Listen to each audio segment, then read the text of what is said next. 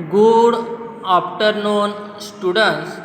आज हम कक्षा 8वीं में विषय सामाजिक विज्ञान इस विषय में पाठ क्रमांक 8 भारत की समस्या और उपाय इस पाठ को समझेंगे। आज भारत में विविध प्रकार की समस्या उत्पन्न है और उस समस्या के लिए कुछ उपाय योजना भी सरकार की तरफ से किए जाते हैं।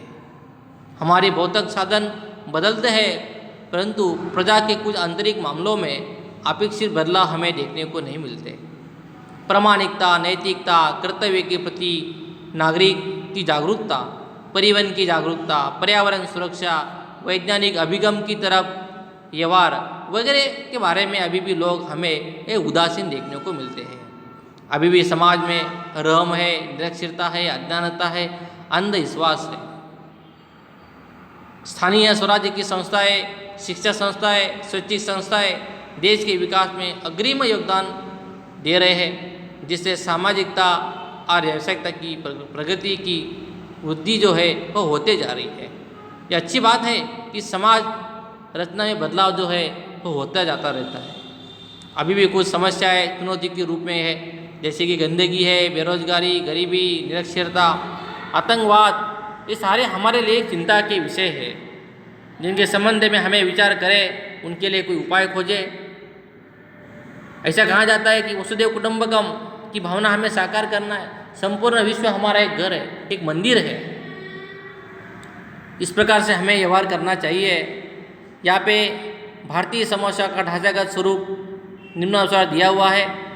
कुछ आंतरिक समस्या है, प्रादेशिक समस्या, सीमा समस्या और प्राकृतिक समस्या यहाँ पर दी हुई है।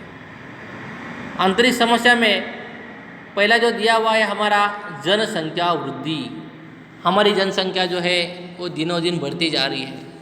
संपूर्ण विश्व में दूसरे क्रमांक पर हमारा भारत देश है। जनसंख्या वृद्धि होने से क्या होगा? बेरोजगारी का प्रमाण बढ़ता जाएगा। अपने पिछले प्रकरण में जनसंख्या वृद्धि उसके प्रभाव का अध्ययन किया था। अधिकांश समस्याओं का मूल जो है वो जनसंख्या वृद्धि है। जनसंख्या वृद्धि होने से अनेक समस्याएं उत्पन्न होती है। हम जनसंख्या वृद्धि के रोकथाम के उपायों के बारे में विचार करें कि किस प्रकार जनसंख्या रोका जाए।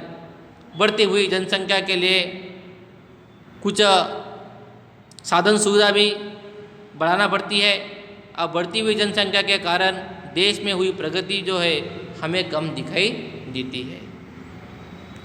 यहाँ पे 1951 से लेकर 2011 की जनसंख्या वृद्धि का ग्राफ दिया गया है। अब 1951 में भारत की जो जनसंख्या थी वो कितनी थी? 31 करोड़ 60 लाख थी। 1961 में 43.92 करोड़। ऐसे बढ़ते बढ़ते गई और 2011 में कितने हो गई? 121 करोड़ पॉइंट 01 हो गई है। और आज देखा जाए 2021 में तो हमारी लोक संख्या करीब 131 करोड़ के आगे हो चुकी होगी। तो भारत में 2011 की जनगणना के अनुसार 102 करोड़ जनसंख्या थी, जो आज 2011 में 121 करोड़ हो चुकी है।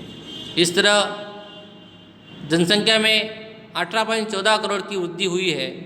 जनसंख्या वृद्धि के कारण कुछ मानव सर्जित समस्याएं उत्पन्न होती है, जैसे कि पर्यावरणीय प्रदूषण, जनसंख्या की घनी आबादी, पानी, भोजन, चिकित्सा आदि सेवा की भी कमी होती है।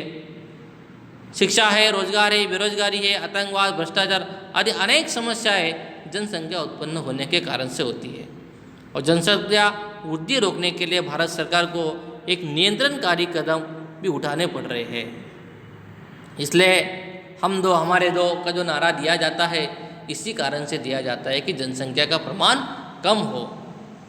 इसके बाद ये निरक्षरता। निरक्षरता देश के विकास में सबसे बड़ा एक अवरोधक तत्व है। नए विचारों, खोजों या ज्ञान को समझाने के लिए साक्षरता अनिवार्य है। लिटरेसी होनी चाहिए, साक्षरता होनी चाहिए। शिक्षित व्यक्ति समझकर अपने विचारों, अभिप्रायों, ख्यालों या मान्यताओं को दूसरे के समक्ष प्रभावकारी रूप में प्रस्तुत करके समझा सकता है। आज़ादी मिली उस समय देश में निरक्षरता की मात्रा अधिक थी, परंतु सरकार की शिक्षा के प्रति जो जागरूकता हुई उसके कारण साक्षरता दर जो है वो बढ़ता जाता रहा है। उसके लिए हमें पढ़ाई लिखाई इन चीज़ों में ज़्यादा से ज़्यादा हर व्यक्ति ने ध्यान देना चाहिए। कोई भी व्यक्ति निरक्षर न रहे, सब पढ़े सब बढ़े, सबको पढ़ना चाहिए, सबको आगे बढ़ना चाहिए। इसके लिए कोई उपाय दिए। आज समाज में निरक्षरता का लाभ उठाने के अनेक किस्से देखने को सुनने को मिलते हैं।